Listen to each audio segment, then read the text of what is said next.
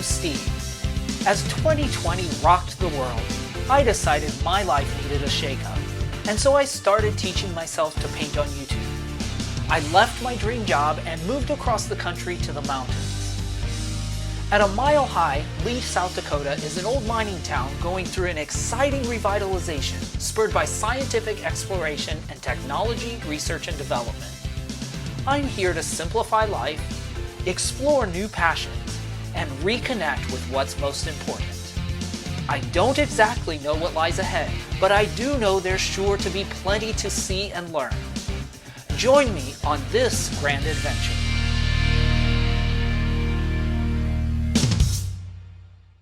Good morning. This week, my sister's family is in town, so spending some time with family. We're heading this morning to see my grandmother, and my sister's kids love going to a local fish hatchery, so going to check that out today and just spend time with family. So let's go.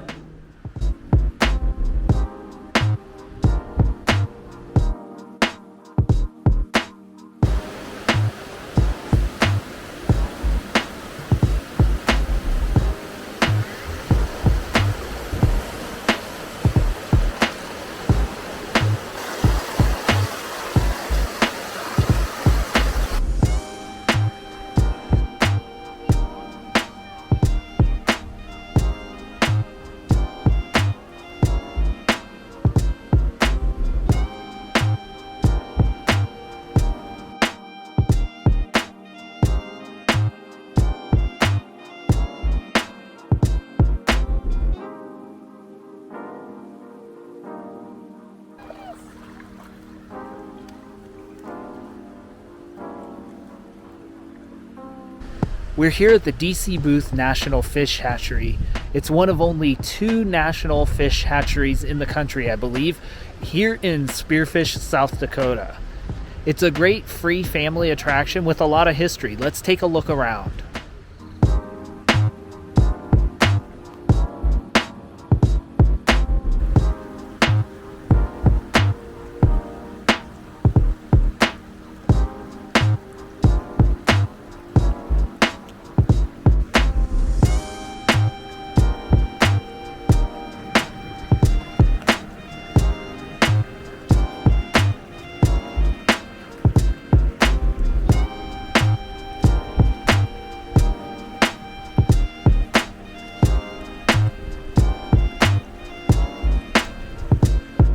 Behind me is what's called the Yellowstone boat. This boat was constructed around 1920 and came to rest here at its final resting place in 1996. These types of boats were constructed by the fishermen of the Great Lakes. This particular boat was used in Yellowstone National Park. Every year, expeditions were led to Yellowstone to collect trout eggs. They were then dispersed to parks and streams all across the country.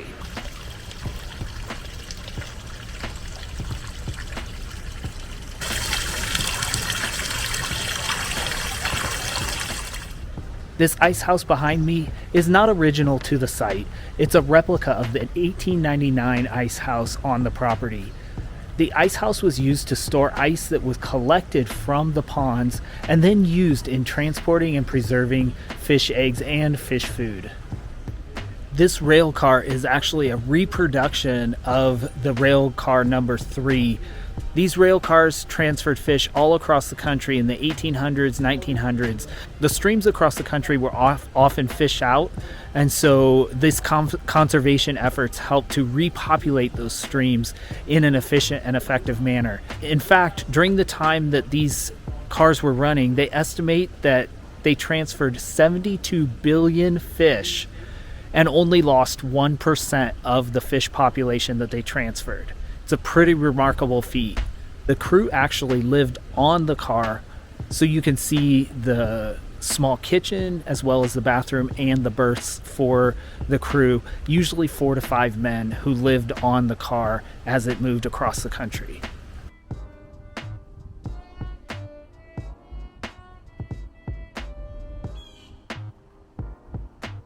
Tell you about the house, but Mr. Booth was the original superintendent of the hatchery.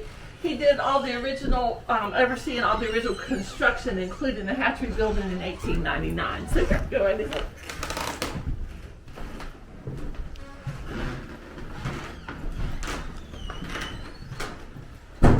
So if you've been to the museum, and when you go to the museum, you'll learn that he lived in an apartment above the hatchery itself. It was a 2-room apartment about the size of these 2 rooms. He did not have a bathroom up there. He had only an outhouse, and he did not have a kitchen, kind of just a little potbelly stove he could cook on. He was single to begin with, so I'm sure that having fish as his neighbors probably wasn't too big of a deal. But he did marry a local music teacher, Ruby Hines. She taught at the college, and then they had 2 children.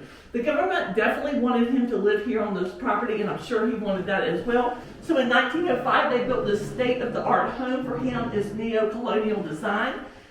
It was fully wired for electricity. It had indoor plumbing, as well as radiant steam heat. You can see the apparatus for that around the windows there.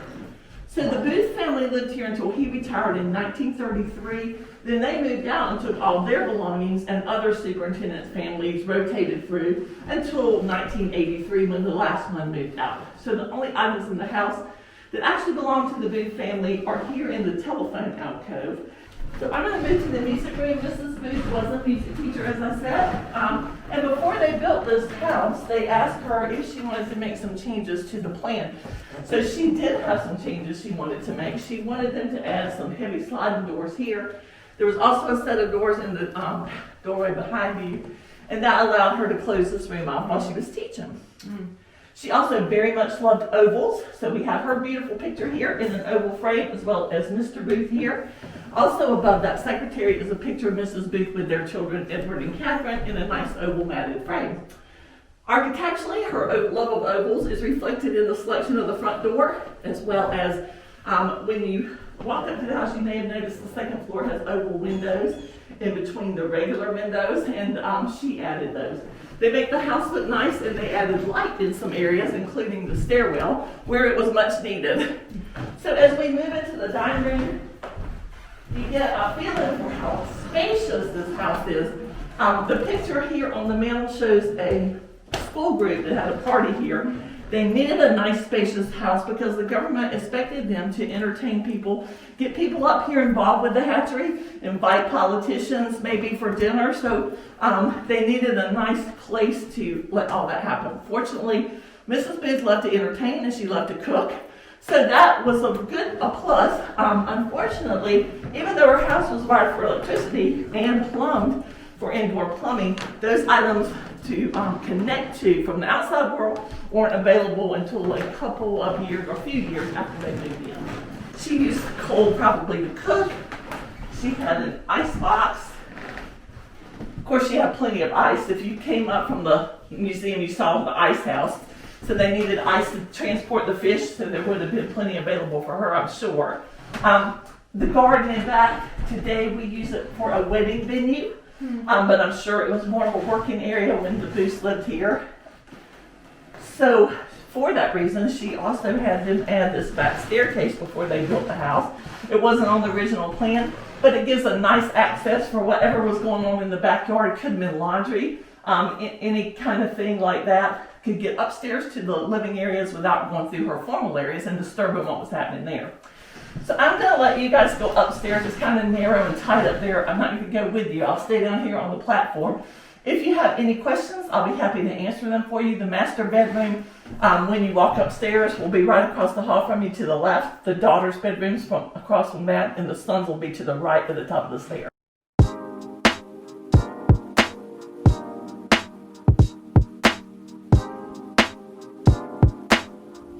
So about a week ago, my friend Erica picked some beautiful tomatoes in her garden and posted that picture to Instagram. I am using that as reference today for a quick study just to get back in the studio, and because it's kind of the end of summer and these tomatoes were just too beautiful not to paint.